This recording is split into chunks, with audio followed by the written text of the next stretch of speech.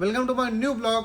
शुभम की दुनिया में आप सभी का स्वागत है। तो कैसे हैं आप सभी लोग? आशा करता हूं आप सभी लोग अच्छे होंगे और स्वस्थ होंगे। तो दोस्तों, आज हमारा ब्लॉग आधारित है जो कई तरह की बीमारियां चलती हैं गायों में, और जिनका टीका हमें लगवाना बहुत ज़रूरी है। और कौन सा टीका कब लगना है, कितने डोज पर लगना है और कितने समय के अंतराल पर लगना है, ये सब हम आपको आज इस वीडियो में बताएंगे। डेयरी फार्मर के लिए सबसे बड़ी चुनौती क्या होती है? गाय को बीमारियों से बचाना। ये अगर जो हम गाय को बीमारियों से बचा ले गए तो हमारा अच्छा खासा प्रॉफिट होता है, नहीं तो आधा कुछ पैसा तो डॉक्टर में ही चला जाता है। तो सबसे अच्छा तरीका ये है कि गायों को बीमार होने से पहले ही उसके टीका लगवाकर हम उसे बीमारियों से बचा सकते हैं। तो सबसे पहला टीका जो होता है और सबसे पहली बीमारी होती है खुरपका मुंहपका, जिसे एफएमडी के नाम से भी जानते हैं। इसके लक्षण क्या होते हैं? गाय को तेज बुखार होता है, गाय के मुंह में छाले पड़ जाते हैं, और जिसके कारण कि गाय का दूध गिर जाता है और गाय कमजोर होने लगती है धीरे धीरे। तो इसका टीका कब लगवाना है? इसका टीका तो आपको सबसे पहले लगवाना है 4 मंथ में, और फिर इसका बूस्टर डोज जो लगता है वो लगता है हर 6 महीने में। तो आप ये टीका जरूर लगवाएं। सबसे पहला टीका आपका ये है जो बहुत जरूरी है। उसके बाद हम बात करते हैं दूसरे टीके की। दूसरा टीके की बात करते हैं जो बीमारी है गला घोटू। गला घोटू बीमारी एक बहुत खतरनाक बीमारी है। यह बीमारी ज़्यादातर मई जून और बरसात में फैलती है। बरसात की वजह से ये बीमारी ज़्यादा होती है। इस बीमारी में गाय के गले में सूजन हो जाती है और गाय चारा वगैरह नहीं खा पाती, और जिससे गाय की बहुत जल्दी मौत हो जाती है। तो ये बीमारी जानवरों में भी सबसे खास बीमारी है। ये आमतौर पर ज़्यादा फैलती है। तो इस बीमारी से हमें बचने के लिए हर बरसात आने से पहले, खासकर मई जून जब बरसात का मौसम चलता है, तो हमें इसका टीका लगवाना है। और इसका टीका आपको लगवाना है हर साल एक बार, मतलब कि इसका साल में एक डोज लगता है बारिश आने से पहले, यानी कि मानसून जैसे मई जून में आप ये टीका अपनी गायों को लगवाकर अपनी गाय को गलाघोट बीमारी से बचा सकते हैं। और बात करते हैं तीसरे टीके की, जो ये भी बहुत इंपॉर्टेंट टीका। तीसरी बीमारी दोस्तों, तीसरी बीमारी जो है एलएसडी है। एलएसडी का मतलब हो गया लंपी स्किन डिसीज। इस बीमारी में क्या होता है? इस बीमारी देखो, इसके 2 कारण होते हैं। 2 कारण मतलब 2 रूप होते हैं। एक तो एलएमपी होता है पैर में, जिससे गाय लगड़ाने लगती है, चलने में दिक्कत होती है। उससे भी गाय को बहुत तेज बुखार आ जाता है और उससे भी अपना दूध गिरा देती है, गाय कमजोर हो जाती है। और इसी में एक होते हैं LMP skin disease. Skin disease में क्या होता है कि गाय के शरीर में गांठें पड़ जाती हैं। जब गांठें पड़ जाती हैं तो शरीर इसका कमज़ोर हो जाता है, और सेम वही चीज़ दूध गिरा देगी और गाय इसमें बहुत ज़्यादा कमज़ोर हो जाती है। तो ये एलएमपी एलएसडी के नाम से जानी जाती है ये बीमारी। तो इसका इलाज एक होता है गोट पॉक्स का एक इंजेक्शन आता है जो इससे लगाया जाता है साल में एक बार, और ये साल में एक बार लगाया जाता है, जो बहुत ज़रूरी है। आजकल जो इस बीमारी का प्रचलन अभी कुछ समय में कुछ ज़्यादा हुआ है। मतलब अगर देखा जाए तो हमारे भारत में पशुपालन बहुत ज़्यादा होता है, लेकिन हम और देशों में यहाँ से भी ज़्यादा होता है। यहाँ तो नाम मात्र का है, लेकिन बाहरी देशों में ज़्यादा होता है। और ये तो वहाँ से ये बीमारी कुछ ज़्यादा ही विस्तार ले लिया है इसने। अब भारत में कुछ ज़्यादा ही विस्तृत हो रही है अपने जानवरों में। तो इससे बचने के लिए सबसे अच्छा है गोट पॉक्स का टीकाकरण साल में एक बार करवा लेना है हमें, जिससे बीमारी से आप निश्चिंत हो सकते हैं। फिर आपकी गाय को बीमारी नहीं होगी। टीका बहुत ज़रूरी होता है। और एक चीज़ और मैं बता दूं कि जो जितने टीके ये हैं, कि ये सारे टीके आपको आपके सरकारी अस्पताल में, जो पशु चिकित्सक अस्पताल आपके ज़िले में होता है, फ्री ऑफ कॉस्ट लगते हैं, कोई पैसा नहीं पड़ता है। तो आप अपनी गाय का रजिस्ट्रेशन कराकर इसका टीकाकरण करा सकते हैं, इसका कोई चार्ज नहीं पड़ता। अब बात करते हैं, उसके बाद हमारी बीमारी आती है चौथी बीमारी है जो काला बुखार, बैकवाटर के नाम से, BQ के नाम से जाना जाता है। काला बुखार ये खासकर नवयुवक बछड़ों में होता है। और इसके मैं आपको बता दूं, ये नवयुवक बछड़ों में होता है। जो यंग बछड़े होते हैं उनपे बीमारी ज़्यादा फैलती है। क्यों फैलती है? ये गंदगी की वजह से फैलती है, क्योंकि जहाँ मिट्टी होती है, मिट्टी में कई तरह के बैक्टीरिया आ जाते हैं। उन बैक्टीरियों से वो बीमारी गाय के अंदर चली जाती है। इसके लक्षण क्या होते हैं? जो गाय के पुट्ठे, आप लोग पुट्ठे तो जानते होंगे, गाय के ये होते हैं पुट्ठे, जैसे ये हो गया, ये पुट्ठा हो गया गाय का। ये इन पुट्ठों में क्या होता है? स्वेलिंग आ जाती है। इन पुट्ठों में स्वेलिंग आ जाती है और गाय लगड़ाने लगती है, जिसके कारण जिससे पता चलता है कि हमें इस गाय को काला बुखार या बीक्यू की शिकायत है। तो ये बछड़ों में और जो यंग जनरेशन के बछड़े होते हैं उनमें ज़्यादा होता है। उन पे शिकायत की ज़्यादा शिकायतें आती हैं इस बीमारी की। इसका जो डोज होता है वो भी साल में एक बार लगाया जाता है। और इससे बचने का ये सबसे अच्छा तरीका है कि आप अपने फार्म में साफ सफाई ज़्यादा रखें। जब जैसे कि आप देखें हमारे फार्म में, देखो आप नीचे से देख सकते हैं कि मैट, आपको मैट दिख रही है, ये मैट, आप इस तरह की मैट डलवा सकते हैं जिससे आपके फार्म पर मिट्टी नहीं आएगी। और जब मिट्टी नहीं आएगी तो ये इस तरह के बैक्टीरिया आपके फार्म पर नहीं आ पाएंगे। इसका भी डोज साल में एक बार ही लगता है।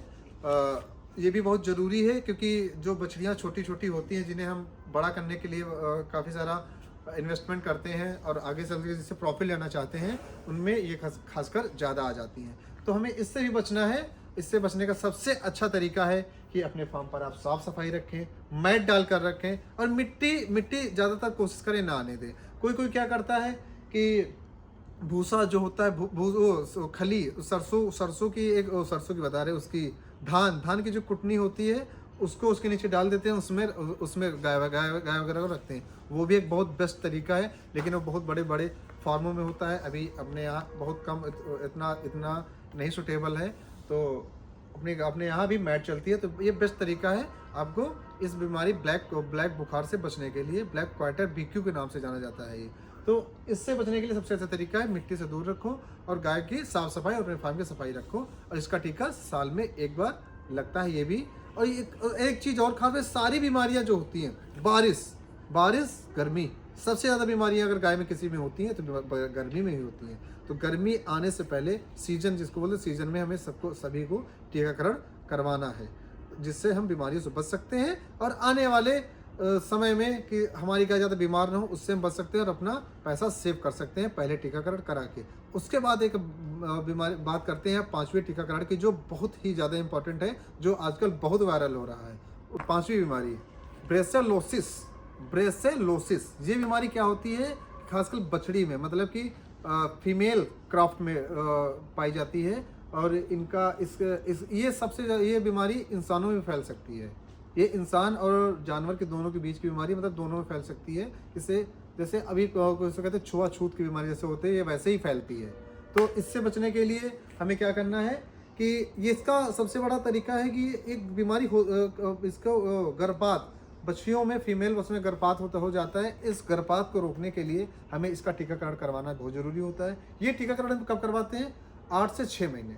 जब आपकी फीमेल क्राफ्ट 8 से 6 महीने, बच्चियाँ यानी कि 8 से 6 महीने की हो जाए, उसके बीच में 4 से 8 महीने के बीच में हो जाए, तब आप ये वैक्सीनेशन करवा सकते हैं। ये वैक्सीनेशन बहुत ज़रूरी है आपकी बच्चिया के लिए। या बच्चिया में ज़्यादा ही होता है, फीमेल में ही लगवाया जाता है, ये मेल में नहीं, इसका कोई वो नहीं होता, फीमेल में लगवाया जाता है। और ये लगवाने से आगे चल के आपकी बच्चिया जब कभी हीट में आएगी, आप सीमन वगैरह डलवाएंगे, तो उससे गर्भपात का खतरा आपको बिल्कुल नहीं रहता। गर्भपात क्या होता है? जैसे कि बच्चा हुआ, मिसकैरेज हो गया या फिर अंदर किसी कारणवश मर गया, तो उन सबसे बचाने के लिए इस इंजेक्शन ब्रेसेलिस जो ये बीमारी है उसी की वजह से होती है। अगर आप ये टीका लगवा देंगे तो ऐसी बीमारियों से आप बच सकते हैं और आपकी जो बछिया है वो एकदम स्वस्थ रह सकती है। और आने वाले समय में आप उससे एक अच्छा बछड़ा या आगे चल के एग्स प्राप्त कर सकते हैं। अब बात करते हैं इन टीकों की। ये टीके कहाँ और कैसे लगते हैं?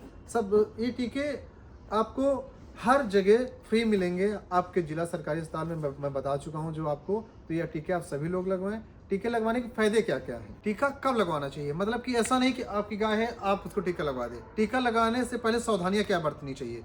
सबसे जरूरी बात ये है आखिरी में कि अगर आप अपनी गाय को टीका लगवा रहे हैं तो सबसे पहले आपकी गाय को कोई बुखार ना हो, आपकी गाय को कोई दिक्कत ना हो, एकदम स्वस्थ हो, फिट हो, तब आप टीका लगवाएं। तब टीके का असर अच्छा होता है और बेस्ट रहता है। मतलब कि आपको टीका तभी लगवाना जब आपकी गाय एकदम स्वस्थ हो। और उसके बाद यह आता है डीवार्मिंग। डीवार्मिंग क्या होता है कि जैसे कि किसी गाय के पेट में कीड़े वगैरह हैं, डीवार्मिंग के लिए तो आप वैक्सीनेशन से पहले अगर आप 15 से 20 दिन पहले 15 से 20 दिन पहले अगर आप डीवार्मिंग या पेट के कीड़े की दवाई अगर अपनी गाय को दे दें, गाय को, बछड़े को, बछिया को, किसी को भी, उसके बाद अगर आप टीका लगवाते हैं तो ये ज़्यादा फायदा करता है। तो कोशिश यही करें कि आप जब वैक्सीनेशन कराएं तो डीवार्मिंग कराकर ही इंजेक्शन लगवाएं, वैक्सीनेशन करवाएं, जो ये बातें आपको ध्यान रखने के लिए बहुत ज़रूरी है। उसके बाद बात करते हैं कोल्ड, मतलब कि आप ये ज़रूर याद रखें कि आपको जो वैक्सीन मतलब आपकी गाय को जो वैक्सीन कोई डॉक्टर लगा रहा है, तो आप ये चीज़ ध्यान रखें कि वो वैक्सीन किसी ठंडी जगह पे रखी होनी चाहिए। मतलब कि ऐसा नहीं कि वो आप कहीं से वो आपके फार्म पर आया और ऐसे किसी अपने बैग में डाल कर लेके चला आया और अपनी गाय को लगा दिया। बिल्कुल गलत, वैक्सीन का कोई फायदा नहीं होगा, हो सकता वो और रिएक्शन कर दे आपकी गाय पे। तो आपको ये ध्यान रखना है, आपको जब वैक्सीनेशन आपकी गाय को हो तो आपको वहीं पे खड़े रहना है और देखना है कि आपका जो डॉक्टर है, सरकारी अस्पताल का डॉक्टर, वो जो वैक्सीन निकाल रहा है अपने बॉक्स से, वो ठंडी जगह पे रखी हुई है कि नहीं। डॉक्टरों के पास होता है एक गैस आती है, उसमें सारे रखे होते हैं इंजेक्शन वगैरह, वैसी एक कैन होती है। तो आप ये ध्यान रखना कि उसमें वो ठंडी जगह रखा होना चाहिए।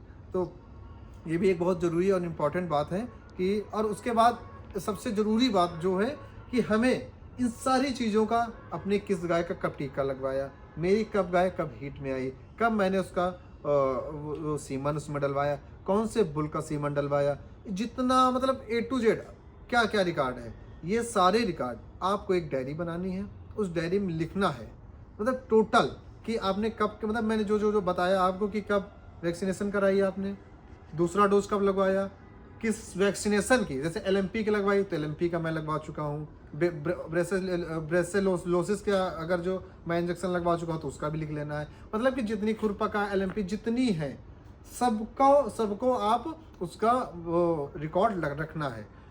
ये बहुत ज़रूरी है। ये आपके लिए आगे चल के आने वाले समय में हेल्पफुल हो सकता है कि आपको कोई इंजेक्शन वैक्सीनेशन दोबारा ना हो जाए। दोबारा होने से दिक्कत नहीं होती है, लेकिन कभी कभी रिएक्शन कर जाती हैं, तो दिक्कत फिलहाल नहीं होती, बहुत रेयर ही होता है कि जिनके गायों की ह्यूमिडिटी पावर कम होती है उनमें रिएक्शन करता है, बाकी किसी में रिएक्शन नहीं करता। तो आप लोग ये ध्यान रखें और कि हम अपना जो रिकॉर्ड है एक डायरी में बना कर रखें। और एक ज़रूरी इंपॉर्टेंट बात मैं बताना भूल गया आपको कि जो खुरपका करके जो बीमारी है, ये भी एक छुआछूत की बीमारी है। अगर जो मान लें कि किसी को भी आपके फार्म में जैसे 50 गाय हैं, 50 गाय में से किसी एक गाय को हो गई तो वो धीरे धीरे करके आपकी सारी गाँव में फैल जाएगी। तो ये खुरपका बहुत डेंजर बीमारी मानी जाती है, तो इसका वैक्सीनेशन आप जरूर कराएं। खुरपका भी कब होता है, खुरपका के कारण क्या होते हैं, जैसे कभी कभी आप लोग देखते हैं कि पैरों में गोबर भर जाता है दोनों पैरों के बीच में। तो खुरपका होता कहाँ पे है, खुरपका मैं आपको बता दूं, ये आपके किसी पैर में यहाँ पे नहीं, यहाँ पर होगा, जो आपको दिख रहा है एकदम नीचे इस साइड, यहाँ पर खुरपका होता है। तो ये भी ध्यान रखना है आपको, पूरे पैर में नहीं, खुरपका मतलब खुरपका आपको नाम से पता चल रहा होगा कि जहाँ पे खुर होते हैं आप गाय के स्टार्ट होते हैं, तो वहाँ से स्टार्ट होता है, सड़ने लगता है, मौ टाइप का आने लगता है, बहुत ज़्यादा रेड हो जाता है, ये उसके लक्षण है। तो खुरपका बहुत कॉमन बीमारी है और बहुत डेंजर बीमारी मानी जाती है, तो उसका ध्यान रखा। और सबसे इम्पोर्टेंट बात तो मैंने जो आपको बता दी कि सबका रिकॉर्ड रखना है और वैक्सीनेशन समय पे कराना। वैक्सीनेशन सारे फ्री होते हैं। तो और एक चीज़ और, आप अपने रिकॉर्ड में ये भी रोज़, अगर आप एक अच्छे डेयरी फार्मर बनना चाहते हैं तो अपने रिकॉर्ड में एक ये भी हमेशा नोट करके रखें कि आपकी गाय पर डे कितना मिल्क दे रही है। उधर रोज रिकॉर्ड बना के रखो कि आज इसने मॉर्निंग में 15 लीटर दिया, शाम को 12 लीटर दिया, मतलब कि जितना देती है हर गाय का एक चार्ट बनाकर उसका भी रिकॉर्ड रखो। उससे आपको पता चलता रहेगा कि हाँ हमारी गाय का दूध किसका कितना कम हो रहा है, किसका बढ़ रहा है, किसको कितनी फीड देनी है उसके अकॉर्डिंग। क्योंकि आप तभी तो फीड देंगे ना कि जब आपको पता चलेगा कि हाँ मेरी गाय कितना दूध दे रही है, 1/3। भाई जब आप नापेंगे नहीं तो कैसे पता चलेगा। तो सभी गायों का आप रिकॉर्ड जरूर रखें, ये आपके लिए बहुत हेल्पफुल करेगा। और जितनी मैंने आपको ये बताई हैं बीमारियाँ, टीकाकरण होती तो बहुत सारी बीमारियाँ हैं, लेकिन ये एक कॉमन बीमारियाँ हैं। इसमें से एक थनैला भी है, लेकिन थनैला का वैक्सीनेशन अभी मुझे इसका नॉलेज, अभी मैं देखूंगा, डॉक्टर से बात करूंगा। थनैला का शायद वैक्सीनेशन होता है, क्योंकि थनैला पहले HF में ज़्यादा होता था, जैसे ये गाय HF हो गई, इनमें ज़्यादा होता था। थनैला भी एक खतरनाक बीमारी है। थनैला बाकी देसी गायों में तो नहीं होता है थनैला, बाकी इनमें HF में ज़्यादा वो माना जाता है, क्योंकि क्या होता है कि HF की इम्यूनिटी पावर कम होती है बाकी हमारी देसी गाय के मुकाबले में। तो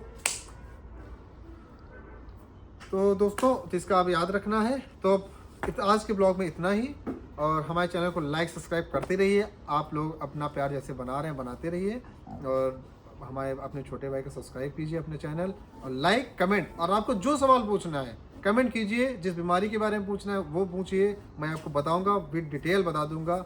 और अगर नेक्स्ट वीडियो आप किस पर चाहते हैं, किस बेस पर चाहते हैं, उसका कमेंट कीजिए और मुझे बताइए कि मैं आपको नेक्स्ट वीडियो किस आधार पर, उस पर बना कर दूँ। तो कमेंट कीजिए, लाइक सब्सक्राइब जरूर कीजिए, अपने भाई का सपोर्ट करते रहिए। मिलते हैं आपको नेक्स्ट ब्लॉग में एक नई वीडियो के साथ। Bye bye, good night.